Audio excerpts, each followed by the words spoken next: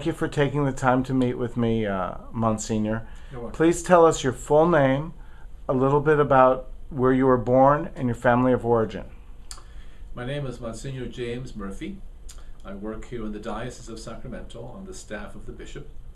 I'm a native of Ireland. I came here in 1968, did all my education over there up to 25, was ordained at 25, age 25.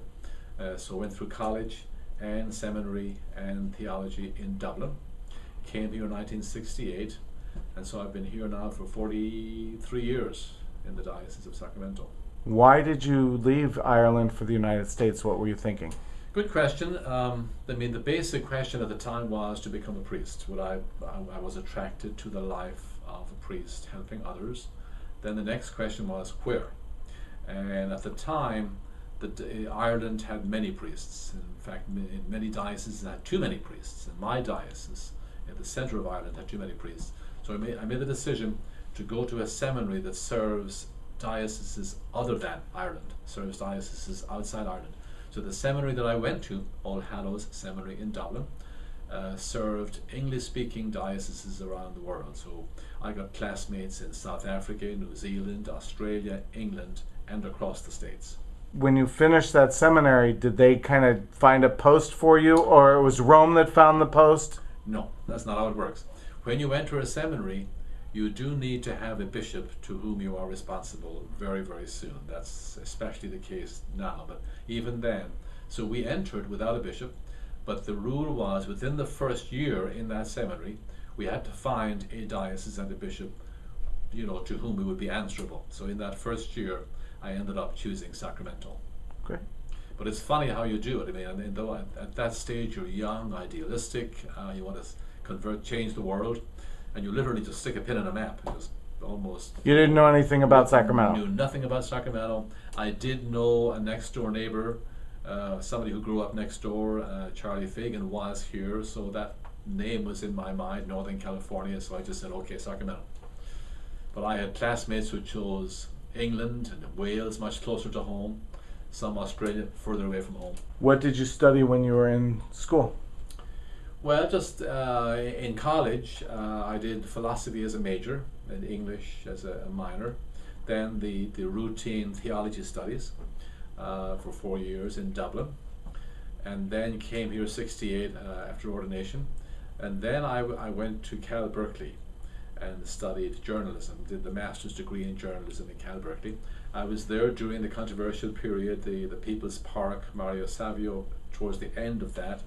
I have memories of demonstrations on Sproul Plaza, of bomb threats. I remember we were in Sproul Hall for journalism, the 4th floor, but on a fairly regular basis we'd have to vacate the building because of a bomb threat. This was during President Nixon's presidency, the Vietnam War protests, demonstrations on the streets, tear gas. It was a controversial time. So for a kid from Ireland, fresh off the boat, it was an open my mind experience. The old IRA, the one that set up the Republic of Ireland, is very different to the IRA that came later, which I think was somewhat less idealistic and more like a terrorist organization. Of course, they say that liberators are terrorists and then they eventually become politicians. But the British called George Washington a terrorist. Yes, I'm aware of that. However, at this point, I'll say this about the Irish. The Irish love Bill Clinton. And what's his name? George, the judge who did the negotiating. It was Clinton's initiative to get some discussions going and solve the Irish situation. And I think that the plan has held. He did solve it. So That's it's funny good. that I got a younger sister in Dublin who's a very conservative, almost Victorian lady, and she forgives the Clintons and all the so-called, philandering with women because he's hugely popular over there, because the Irish owe it to him that the North of Ireland question was solved. By the way, George Mitchell is the man. George Mitchell. George Mitchell was the one who actually got them together in England and helped facilitate the coming together of the two sides. Why did you choose journalism to study? The bishop did. He directed you. I just arrived here, and they needed a man to see. We had a diocesan newspaper called the Catholic Herald, and they needed somebody to edit it. So they called me in and asked me to go and train under the current editor at the time, as the editor of the Herald. My response at the time, I'm glad I was thinking fast. My response to Bishop Bell was, yes, but I have no training in journalism. They don't train you in journalism in seminary. Could I be allowed to go away and get some training? And he said, well, we'll think about it. Give me a proposal. So I got back to him with a proposal to go to Cal Berkeley, not to a Catholic university. Like Marquette at the time had a well-known school of journalism, University of Marquette.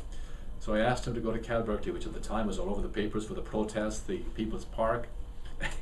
So he very reluctantly said, okay, but said as I was leaving his office, I hope you don't come back from there with more problems than you have going down. I hope I didn't. And why did you choose to learn Spanish?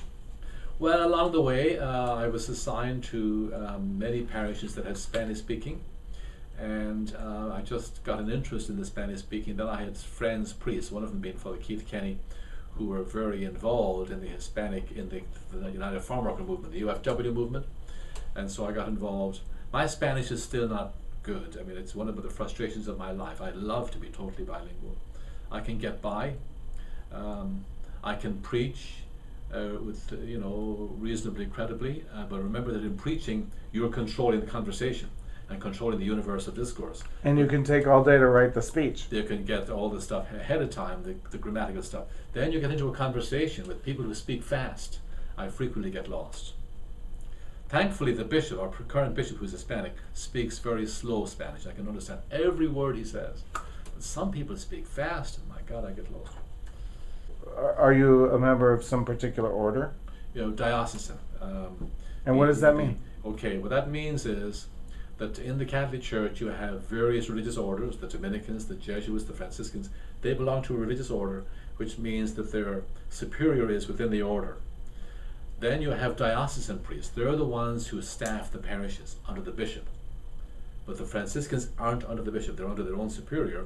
And when they staff a parish, it's a kind of a contract between the bishop and the order. I'm a diocesan. I interviewed Father Christian Mondor. Do you know him? He's in Orange County, and he's a Franciscan priest. Okay. And he was telling me about that, how the bishop has a contract with the Franciscans to staff that congregation. Right. So it's an interesting mix. They have a different background. Their training is different to us. They live in community. And so their responsibility is to that community to live together. And how do diocesan priests? Diocesan priests live among the people. We pitch our tent among the people. So you might rent a house or an apartment. It'll be a parish house, but we're individuals. I mean, there may be two of us in the house, but we're not a community in the house. Our friends are with the people. My friends are different to his friends. And literally, our communities are the people. We pitch our tent among the people. Where the religious order, they have a community, and their first responsibility is to that community, and they pray together every night, they stay home for dinner together, they eat together. Right, like Sister Libby's in a community as well. Read together. Yeah, it's a little bit different. It seems like kind of a basic tenet of what Jesus was living anyway, if not talking about. Wow.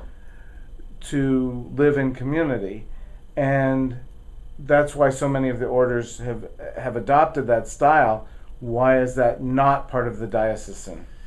Well, no, I mean, there's room for both. I mean, Jesus didn't live in community. Jesus was a prophet who, went around preaching and getting himself in trouble, making the temple authorities mad. The community... That's what prophets are supposed to do. That's right. The community thing came later. The hermits went going to the desert in Egypt, but then they began to form groups of hermits and living in community, and then Benedict and others formed rules and a tradition that the orders today follow. But you have both going side by side. Okay. In the letter you wrote me, you mentioned that for each topic that you editorialized, you wrote 2 different editorials. Can you explain that to me, please? Well, every week we had editorials.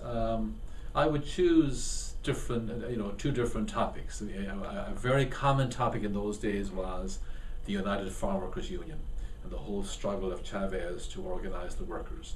We were very involved in that, so many of them were about that. But there would be a second editorial on some other issue, maybe some in-house diocesan issue, some parish issue that was. Oh, so there weren't two editorials on the same topic. It was just two editorials per issue. Yeah.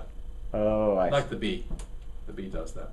Okay. Yeah. Mentioned also that you were the media rep for the diocese in 2002 when the sex abuse scandal broke. Yes. What was that like?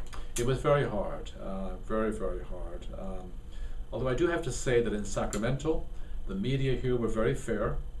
The Bee was very fair, but it was still hard. I mean, they did their job as journalists, and I had to give these interviews and had to just keep apologizing to the people, the victims, and assuring people we're trying to deal with this.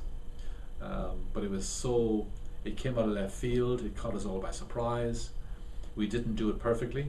We're getting better at it as time has. What measures has the church put in place to ensure that a diocese doesn't shuffle an offender from place to place, allowing them to continue? Yeah.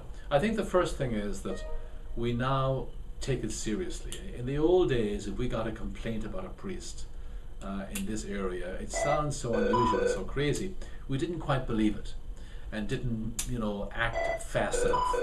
Now, I literally have a little page in my wallet, and it's the protocol to follow if an accusation comes into this office. And you act immediately. You contact the Child Protective Services within 24 hours. You contact the police. We just act much faster. Do you still try to shelter the priest from criminal prosecution? No. We inform the police and cooperate with the DA in every case. We have learned a lot. Do you eject someone who's convicted? Well, the diocese is responsible for the priest and for his support. Now, of course, if there's a criminal charge, then that Right, let's say someone is convicted of some sexual offense as regards a minor in their care while they're working in a parish. Yeah. What do you do after the conviction? The man would be dismissed from the priesthood. And that's a general thing that Rome has decided, so that's everywhere. Yeah. Oh yes. What does Vicar General mean, and what are the duties? Vicar General is the next in the line of command after the bishop. So when the bishop is away, he's out of the diocese, I take his place and I'm in charge. Although the nice thing today is that with internet, You don't have to be here to be here. you don't have to be here to be here. So he's in contact with us all the time. So that makes it easier for my job. What kind of a decision might you have had to make before technology when the bishop were away as Vicar General? Well, I mean, the problems, let's say a sexual abuse issue does come up, the priest must be taken out of ministry immediately, which he is, taken out, suspended, pending an investigation. That would be something I would have to deal with. But I'm doing it in communication with the bishop because he's in communication through email all the time. You